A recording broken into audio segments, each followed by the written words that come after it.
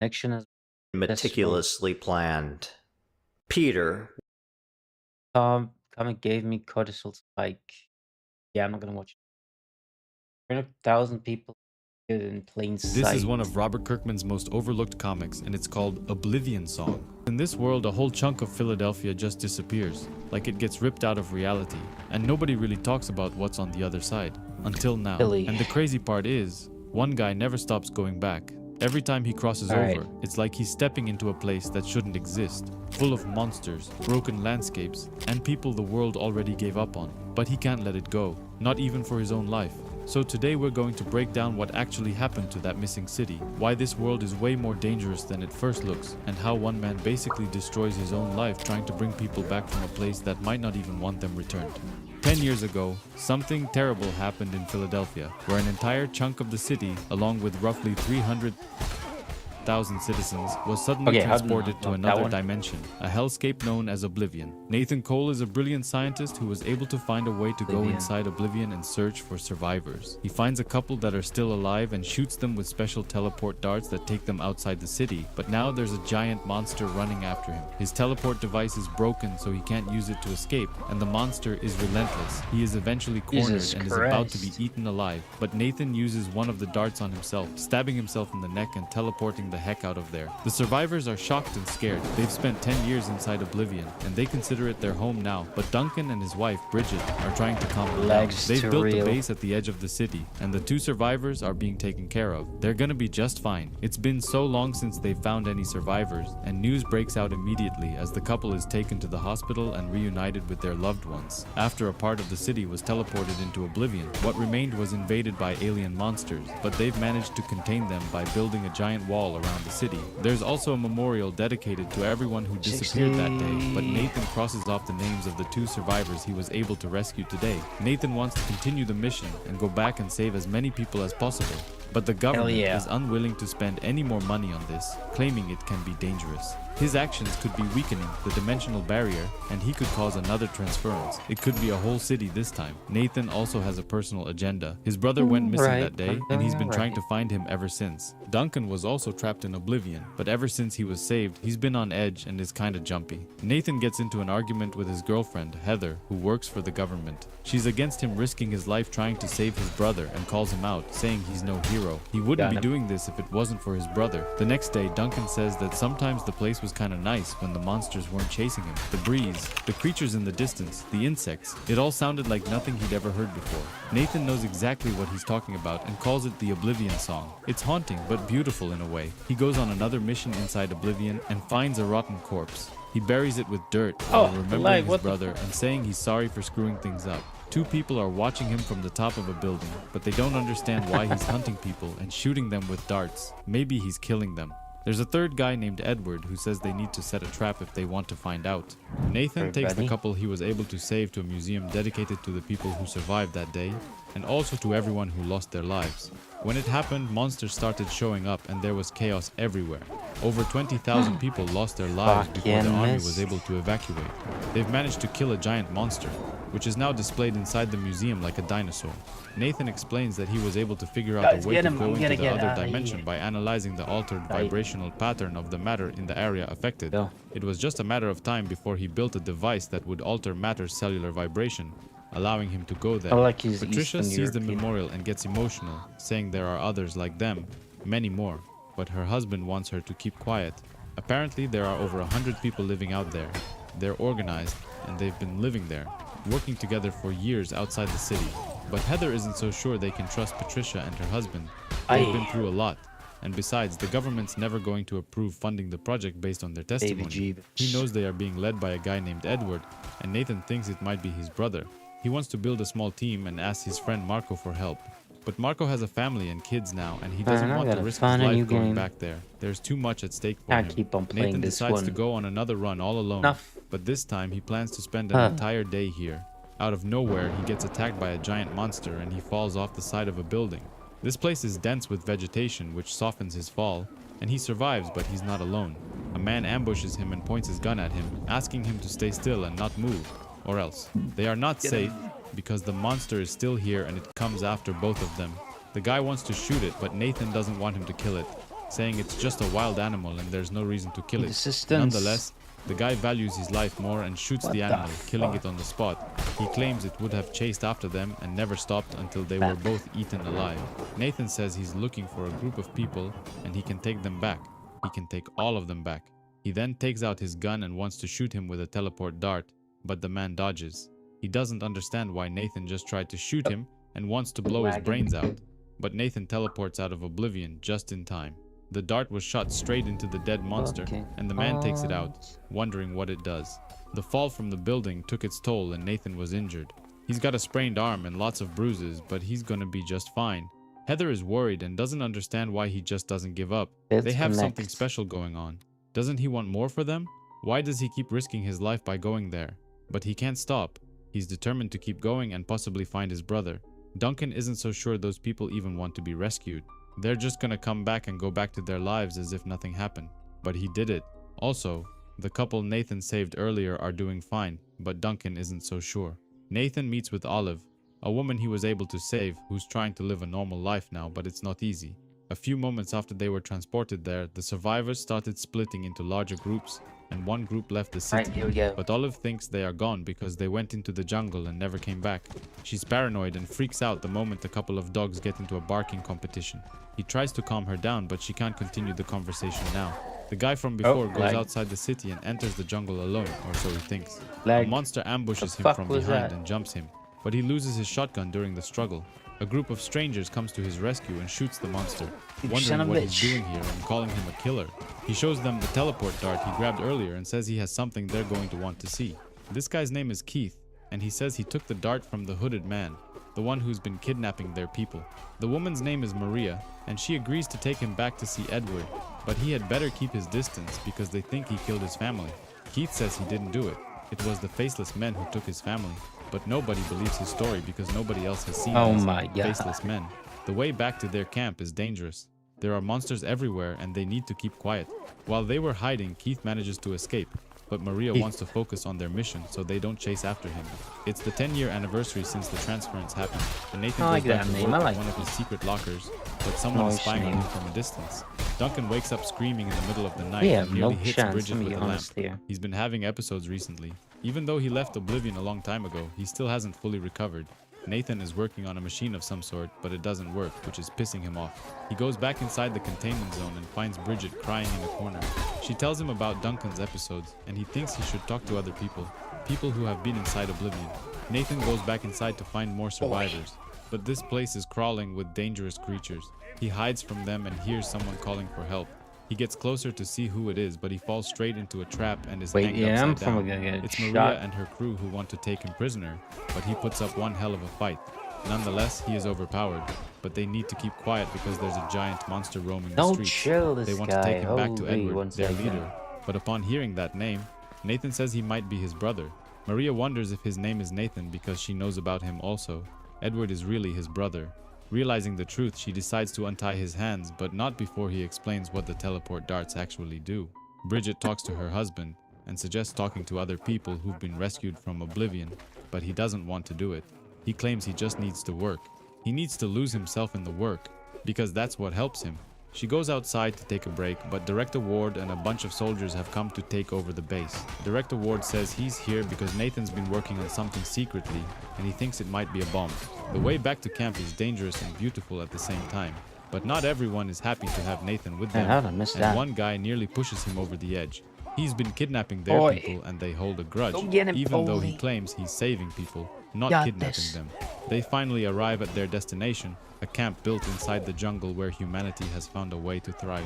If you are enjoying the video, please stop for a second and subscribe to my channel. It really helps a lot. Thank you. Maria has a son who's very happy that she's back alive and safe. Nathan comes face to face with his brother, and they are both happy to see each other, even though they weren't on good terms before. Edward admits that most of it was his fault. He never made things easy on his younger brother, and all he ever did was screw things up. Nathan claims he's been taking people back to their dimension, back home on Earth. It's still there, even though a lot of people thought it was destroyed. But Edward says he didn't need to be found. He's happy here, happier than he ever was before. He did a lot of bad things to a lot of people. He was a different person before, a crappy person who always took the easy way out. But he's different now. This place changed him. It changed all of them, and it's made them better. This is their home now, and they're never going back. Suddenly, they're attacked by giant birds who come at them from the sky as they run for cover. Everyone gets information, and they use bows and arrows to kill one of the creatures. It's not their first rodeo. They spend the night huddled together around a barbecue, eating some delicious bird meat, but Nathan gracefully declines. The person spying on him before was working for the military, and Director Ward finds the thing he was working on, claiming it's a bomb. The others are just as shocked as he is, which means they had no idea what he was working on, but they're still not out of the woods just yet. They want to find Nathan as soon as possible, but he's been missing inside Oblivion for over 24 hours. Maria and Edward are romantically involved, and she shows him the teleport dart that his brother uses to take people back home. She wonders if he really trusts him, but he's never given him a reason to doubt him before. Edward tells his brother that life here is good, it's better than before. They even live for something and they take care of each other. None of them want it to end, but Nathan wonders if he speaks for everyone here. Duncan and his wife return back home, where they run into Benjamin. While Duncan was trapped inside Oblivion, she dated him for a while. He's a good guy, but she went back to her husband once he got back. Nathan wants his brother to come back home with him and see what he's truly given up. He talks to Maria and convinces her to let him go. If life is truly back to normal back home, he needs to see it for himself and come back to tell his people. Wouldn't she want a better life for her son? Before leaving, he gives her the teleport dart. It's still active, and if he doesn't come back in 1 week, she should use it to come and find him. Before going back to Earth, they need to get down to ground level, because this camp is built on top of a giant tree. If they return home, they're gonna fall from the sky and get killed. Nathan miscalculated, and they've walked quite a bit outside of the city. They arrive inside a quiet neighborhood, but at least it worked and they're safe. They go back to the city where they run into the FBI who have come to arrest Nathan. They arrest him and take him to headquarters, while Edward is left behind to wander the streets alone. This world seems strange to him. He bumps into people and gets called out for smelling bad. Maybe he should shower. Nathan is sorry he kept that device a secret from his co-workers, and especially from Heather. But it's true, it has something to do with the transference. However, he claims it should have never pulled so much power. It should have never pulled that big of an area into Oblivion. But there was something on the other side, a bridge increasing the power exponentially. What happened in Philadelphia, all those people lost, 10 square miles gone in an instant. It was all his fault. He built a machine that did all of it, and he's been feeling guilty ever since. Keith is sitting by himself next to a warm fire when he hears a noise close by. He wasn't lying before when he said that there are faceless people, because they are real and he wants them to take him to his family. Once they discovered the existence of another dimension, they were amazed. A world where they could store things, a pathway they could use for transportation. The possibilities were endless, and they had to learn everything they could about it. They were an independent think tank, funded by grants, who believed that their work was more important than anything else in their lives.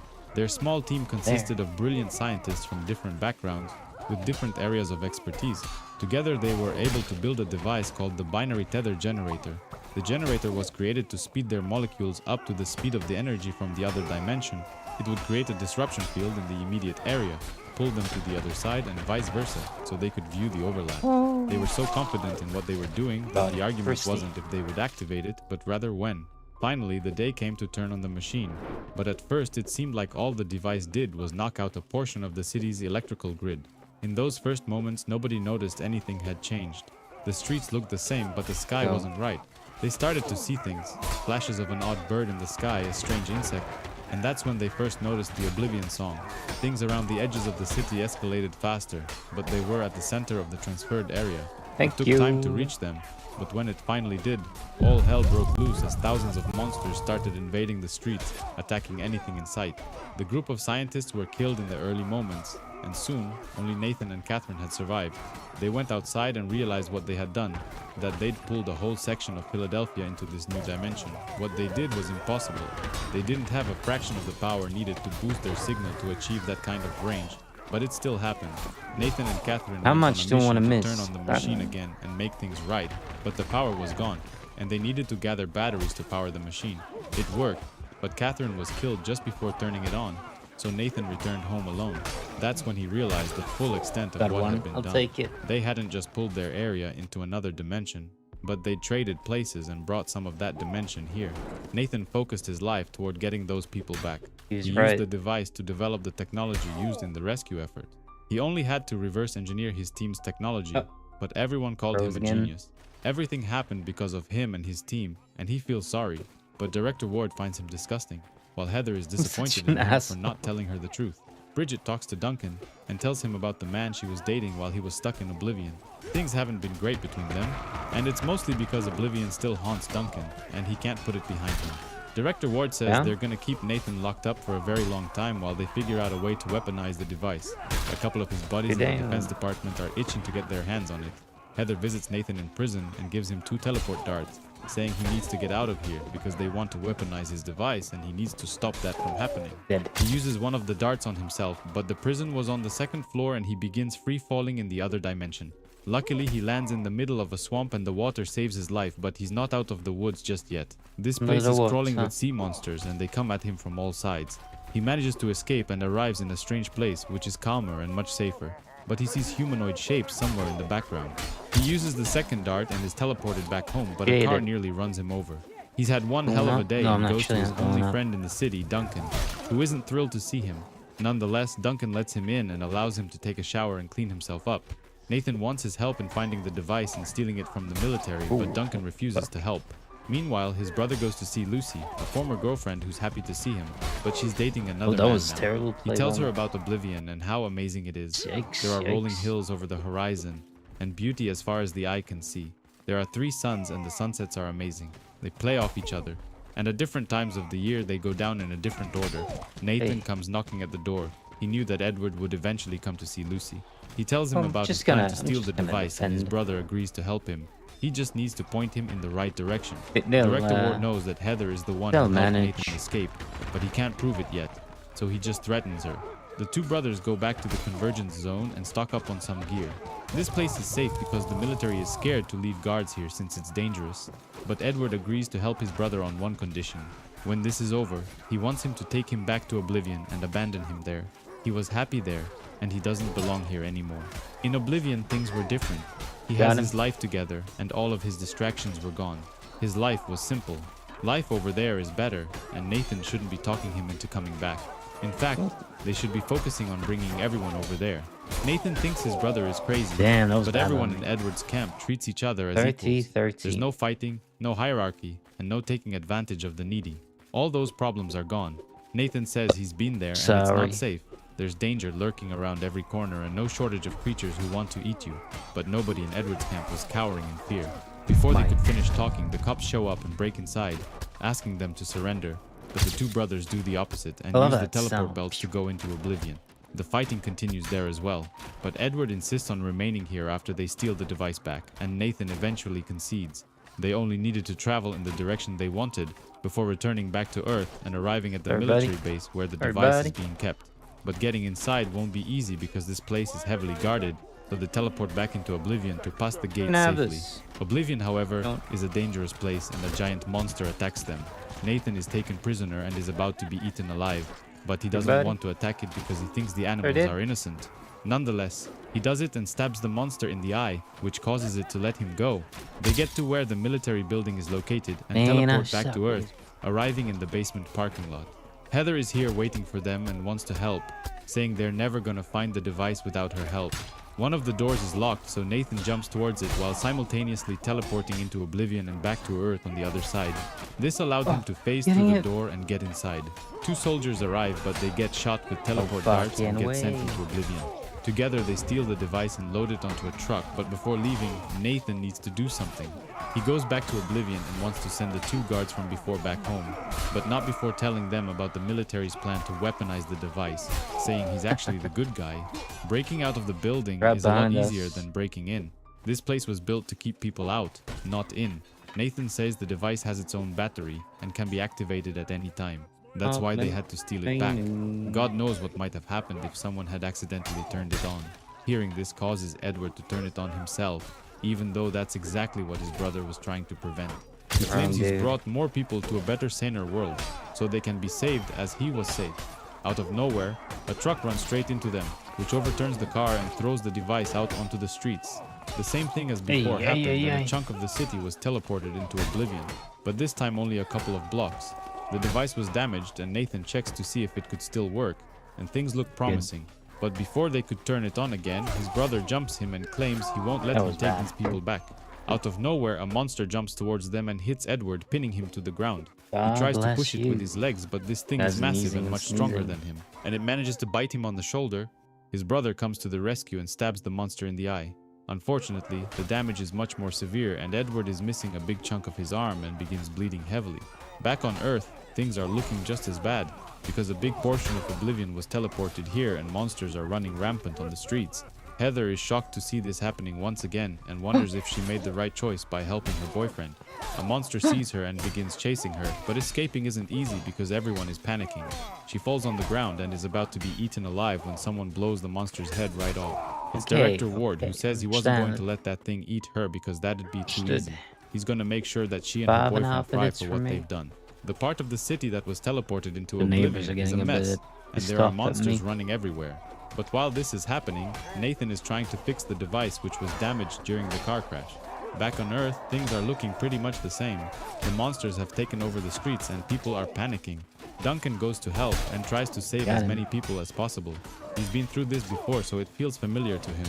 A couple of cops are pinned down and cornered by monsters, but someone comes to their rescue. This guy's name is Marco de la Cruz, and he was in Oblivion before, just as Duncan, and knows how to deal with these things. Together with the cops, they form a defense perimeter and start clearing the streets, dealing with monsters one by one. Nathan is thankful that his brother didn't try to stop him from fixing the device, but if he did that, they would both be killed by monsters. Their location is quickly overrun by monsters, and the only way out of there is by running. But Nathan needs to take the device with him. This thing is heavy, but Edward remembers seeing an ogre before, a giant white monster. He was right, because the ogre is just up ahead, and they lure the other monsters straight to it. This thing loves devouring the smaller ones, but they need to get the hell out of there before it finishes. They take the device as close to the center of the city as possible, hoping to take everyone back to Earth. But Edward wants him to reconsider, claiming these people are better off here. This place is amazing, but Nathan never got a chance to experience it properly.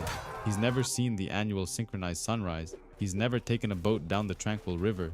Edward was scum back there. He was nothing but a burden to his brother. He never contributed anything. But here, he's thrived and built a life for himself, a whole community that needs him. The two brothers continue fighting and can't reach an agreement. So Nathan takes one of the darts and stabs his brother with it, sending him back to Earth. Once he is alone, he powers on the machine and uses it to send the city block back to its original place, claiming he sent his brother where he belongs. Things are almost back to normal. The part of the city is brought back, but there are still monsters running around. Nathan thinks that playing with the device is much too dangerous, so he wants to destroy it and starts hitting it with a crowbar. When he is finished, the ogre from before attacks him, but he asks the cops to stay back because he can handle this. He still has teleport darts and uses one of them to send the monster back to Oblivion.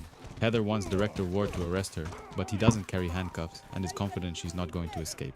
Duncan returns to his wife's apartment, but she's together with Benjamin now, her boyfriend. He admits he hasn't been the same ever since he came back from Oblivion, but going out tonight on the streets trying to help people, it was exhilarating and he felt alive. He promises to get some help for his mental problems and says goodbye to her, acknowledging that their relationship is over. Nathan returns back to his apartment, where Lucy is waiting for him. She's been in a horrible relationship ever since Edward disappeared, with a guy who's abusive and even threatened to kill her if she ever left him. She wanted to take Edward's offer and go to Oblivion with him, the only place she would feel safe, but Nathan sent his brother back. Duncan goes to an Oblivion survivors meeting, where he meets with a woman named Olive, and the two of them hit it off. He used to come here when he first got back from there, but this place has quickly grown in numbers. Even though Edward was sent back to Earth, when his brother turned on the machine in Oblivion, they swapped places once again and he came back. He went back to the camp and told Marie that he doesn't belong there anymore. His place is here with his people. Nathan shows up out of nowhere, but he claims he comes in peace and doesn't want any trouble. He brought Lucy here since she wanted to escape her abusive boyfriend and start a life here. But Marie isn't too thrilled to see her hugging her boyfriend. Nathan wants to go back home and face the consequences of his actions. But before leaving, he gives his brother a teleport belt, saying he might need it in the future. As soon as he gets back, he is arrested by Director Ward, but at least so is Heather, and they get to be together one final time. Meanwhile, Keith, the man who was abducted earlier, is being experimented on by a strange race of aliens, the same ones who kidnapped his family. 3 years later, a team of researchers is collecting samples from Oblivion and taking them back to Earth. They are ambushed by an ogre who viciously comes at them, but one of the soldiers tries to lure it away. He succeeds and manages to escape it just in time, while his team makes it back to Earth safely with the samples. His name is Marco, the same guy from the attack on the streets earlier and one of Nathan's friends. These researchers are working for the Bridget and Duncan Freeman Foundation, and they are collecting samples from Oblivion and using them to develop antibiotics that have changed modern medicine. The two of them have built this foundation together, even though they aren't together anymore. Each of them has separate loving relationships now. Nathan is doing his time in jail, but everyone loves him here because he fixes broken things for the inmates. Director Ward visits him and says they've been running the numbers for nearly 2 years now. No matter how you slice it, there simply wasn't enough power for his device to have had the range it had. Something from the other side must have boosted it. But from everything they've seen, Oblivion is a primitive world. However, Nathan remembers a brief moment after he escaped those water monsters, when he thought he saw something in the swamp. Something technological. He is released from prison, and he quickly reunites with Heather, who is just coming to see him. Meanwhile, in Oblivion, a group of people from the camp have descended down to the swamp to collect water. They do this twice or 3 times per week, but they are using animals which can climb the walls, making things a lot easier. Dane is the one leading the expedition, but they hear someone calling for help. He takes a small team and they head into the forest, but they don't know from where the sound is coming. They run into a creature, which looks just like the ones from earlier, who says it's a scared human who needs help. Dane freaks the fuck out and tells his people to run, but the faceless creature claims it's here to help. They don't need to run. The people are being grabbed by some sort of machines with tentacles, and only Dane manages to escape. He reunites with the others and asks everyone to abandon the mules and just run before it's too late. He is grabbed as well, but he manages to shoot one of the machines and free himself, but he begins free-falling through the dense vegetation until he reaches the swamp below. One by one, the people are captured and taken somewhere, and when Dane climbs back up, he only finds the mules carrying water. Nathan's friends threw a welcome home party for him, and everyone is happy to see him after 3 years spent in prison. Duncan apologizes for not visiting him, but he got caught up in the work, and time flew by so fast. Maria, Edward's girlfriend in Oblivion, chose to leave that place and come back to Earth, where she leads a normal life now. Edward got together with Lucy, so they decided to split up, but her son isn't adjusting very well. The hardest part is that he doesn't relate to kids here. It's like he despises them for how easy their lives are. Nathan can't help but feel guilty for what happened in Philadelphia, but Heather says he is just part of a team. He's only partially responsible for what happened. Besides, because of that accident, they've been able to develop new medicines which have saved the lives of thousands of people, and that number is only going to grow exponentially from here. Even though he had a great time and it was nice seeing his friends, he kinda wants to go back to Oblivion. Dane eventually arrives back to the camp and says that the faceless men are real, and they've kidnapped his crew. He's exhausted and faints in front of everyone, but Edward grabs him and wants to take him to the infirmary as soon as possible. Lucy doesn't know what happened to him and wonders if he's lost his mind, but for everyone's sake, they hope he did. Heather takes Nathan back to the Convergence site, which has grown exponentially since the last time he was here. Since they have a lot of funding now, they've been trying to figure out a way to grow spores here in this dimension.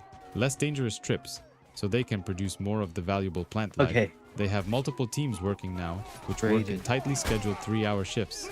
In fact, Marco is leading a team over there right now, and it looks like they should be back any minute now. But Oblivion is a dangerous place, and the team was just attacked by a couple of monsters. But everyone is safe. Usually those kind of monsters are friendly, but something must have spooked them. Out of nowhere, the faceless men appear, riding monster horses and armed with rifles, but the crew has no idea who they are. Marco gives the order to evacuate, but people begin pressing the teleporter on their belts, but the faceless men shoot them with a strange substance. No way. This prevents them from teleporting, and they are stuck here with no way of going back home. Marco jumps in front of Cynthia and manages to send her back, but he gets shot in her place and is taken prisoner. Cynthia arrives back home, but is scared as hell, saying they were attacked by some kind of aliens, and Marco and the rest were taken prisoners. Without thinking too much, Nathan gears up and teleports into Oblivion, trying to save his friend before it's too late. He climbs on top of the highest building and sees the faceless men gearing up and preparing to leave somewhere. Meanwhile, Dane says that the faceless men are using floating machines to kidnap people. They are capturing them, and his crew is still alive somewhere. Edward says he's going to find them and then goes back outside where they keep a giant bird prisoner for situations like this. Director Ward arrives and is furious to find out that Nathan went into Oblivion without clearance, saying he expects him to follow the rule. Edward's people have been taken to a strange place, but they are unharmed and confused. The alien who kidnapped them wants them to get up and move, promising they have nothing to be afraid of, as long as they keep moving forward. Nathan begins following the other ones, who take the road back through the city, but this place is dangerous, and he runs into a giant ogre which was feeding. He lures the monster to the aliens and forces them to fight each other. While they are distracted, he sneaks undetected and manages to find Marco amidst the chaos and teleports both of them back to Earth. Edward uses the giant bird to scan the area from above, but this place is huge and he doesn't know exactly where they are. He eventually finds them inside the forest, stopping to drink some water, and decides to attack them. He comes at them full force, using the giant bird to crash directly into them. But these aliens are armed, and it's not easy. They retreat into the dense vegetation and he flies back up, trying to come at them a second time. Suddenly, something shoots at him from the ground, injuring the bird and carving a giant hole through its wing. These guys are well equipped, and they use the giant ship, which is armed with a laser, to shoot the bird straight from the sky. Keith emerges from the ship, but he looks different now and tells the aliens that Dane is useless to them alone. They need to keep their distance and track him because he's gonna lead them straight to the rest of his people. Careful, this guy's Nathan like broke the rules by going into oblivion without following protocol, and Director Ward is furious. Gamer. The two of them haven't seen eye to eye in the past, but he claims he's different now. He He knows that what they are doing here is good for humanity. That's why he can't allow for anything bad to happen, and he expects people to follow protocol. But the faceless men are a threat to this whole operation, and Nathan wants to go back inside so that he can get more answers. But Director Ward doesn't think it's a good idea. Edward's been missing for too long, so Dane wants to go after him, but he's in no condition to do that. Suddenly, Edward returns, but he looks injured and exhausted. He had to walk all the way here since his bird was killed. Unfortunately, he didn't see any of their people, but the faceless men are real. There was something else, something bigger, deeper in the jungle. That's what shot him out of the sky, and it's where they could be keeping their people. He wants to gather a raiding party and get their people back, but Lucy says he's in no condition to go anywhere. He barely made it back alive. The people who were kidnapped were tied to the wall, but they recognize Keith and ask what happened to him. He wants them to keep quiet, because the faceless men can muzzle them if they need to. Nathan received only a warning for his stunt earlier, but Heather is just as angry with him. Everyone's been freaking out after encountering the faceless men, and they don't know when they'll be sending another expedition, if ever. Just as Edward and his people were preparing to leave the camp and find the others, the faceless men arrive and begin an assault. The only reason they let him escape is because they followed him and used him to find the camp and the others. Edward wants his people to set free a couple of ogres, which they've been keeping trapped as a defense mechanism. Unfortunately, they are no match for the aliens, who managed to kidnap Lucy and her baby. Edward is being picked up by one of the flying machines, but it is unable to hold him, and he begins free falling. His brother comes to his rescue and manages to grab him before falling to his death. More and more people are being taken, while the two brothers climb back on the side of the camp. Edward blames himself for leading them here, but Nathan says there's no time for that. They can still save them. Every single person in the camp has been taken prisoner by the faceless men, and there's nothing they can do about it. Edward says he named his kid Scott after his dad. He would have wanted it that way. One of the aliens was injured during the fight, but he's still alive and he grabs him by the leg. He wants to take both of them for study. Nathan tries to save his brother and the two of them get into a fight, but this alien is quite fast for such a big dude. Nathan stabs him in the chest, but the alien is unfazed and takes the knife out as if it didn't even hurt him. He then uses it to stab Nathan in the chest, but humans are much more easily injured and he screams in agony. Luckily, his brother is still in one piece, and he comes to his rescue by stabbing the alien with a spear. The alien is badly injured, but so is Nathan, and he needs to take him to a hospital back on Earth. The camp is several stories high into the trees, so they use the corpse of an ogre to soften their fall on Earth. The plan works, but they landed inside the monster and they are covered in blood and flesh, which is kinda disgusting. Nathan is taken to the hospital where the doctors begin operating on him, but Heather wants to break inside and check up on him herself. Maria shows up, and she feels bad for him, especially after he tells her that the aliens kidnapped Lucy and his baby. The prisoners were brought to the alien ship, where they are instructed to walk inside freely or be carried in. Dane accuses Keith of betraying his own people, but his people turned on him and exiled him when they thought he killed his family, so he doesn't have any sympathy for them. Nathan survives the operation and he's gonna be just fine. He says he remembers seeing the faceless people 3 years ago in the swamp, but he didn't know what they were. He remembers he saw what looked like a base, and he thinks he knows how to find them. Meanwhile, Keith arrives at the base where his family is safe and sound, including his wife and daughter, Chrissy. The people were taken inside holding cells, but they are freaking out, while Lucy is trying to calm her baby down. An alien named Gozan Dakul walks in and asks one of them to follow him, claiming he's here to help him escape. He thinks he's gonna make it and does exactly as the alien tells him, but things quickly take a dark turn. Instead of setting him free, the alien breaks his neck and then asks what kind of world could he have come from, calling humans soft creatures. Keith is having dinner with his family while the mother tells their daughter about cars. Alright, Keith good can't help game. but feel like he's betraying his own kind, but his wife reminds Good him that game. he's the one who helped the aliens learn their language. That's the main reason they spared his family, because of his helping them. They experimented on them as well, and she never wants to go back there, so he better keep helping them or else. 7, The experiments 6, begin, but some of them are 5, painful and the 4, people scream in agony. 3. Somewhere else, the aliens 2. are sitting together in a room filled with Okay, gold good and game. gold, Close and they game. seem to be sleeping or praying. Their leader is Lord Halleck, and he puts on a fancy armor because he wants to speak to Keith. He compliments him on helping I them thought he was gather gonna reach more 100. humans. Nah, it's They have fun. so many of his kind now, and the answer they seek will come much faster now. However, Lord Halleck gets angry because he never told them about the teleport darts, which take Alright. humans back to Earth, but Keith didn't know I what they watch do, football. even though he saw Nathan use them before. He promises to find out everything he can about them, or I'm else. Next, Lord Halleck confronts Gozan Dakul, accusing him of killing Oh, you prisoners guys didn't behind. even see it. It's fun. I'm watching football and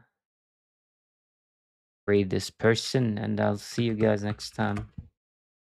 Yeah. See you next year. Take it easy.